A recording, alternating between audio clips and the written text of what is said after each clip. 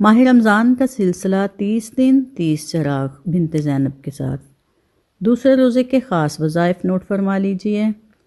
بعد از نماز فجر پنجم کلمہ استغفار 70 مرتبہ پڑھیں۔ بعد از نماز ظہر سورۃ فاتحہ 40 مرتبہ پڑھیں۔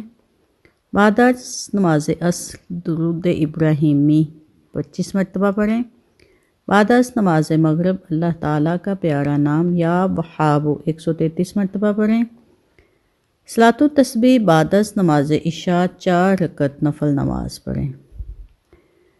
حتی الامکان کوشش کیا کریں کہ صلاۃ التسبیح انفرادی طور پر ادا کریں، کیونکہ تنہائی میں تسبیح بیان کرنے سے جو لذت اور حضوری نصیب ہوتی ہے وہ اجتماع میں میسر نہیں ہوتی۔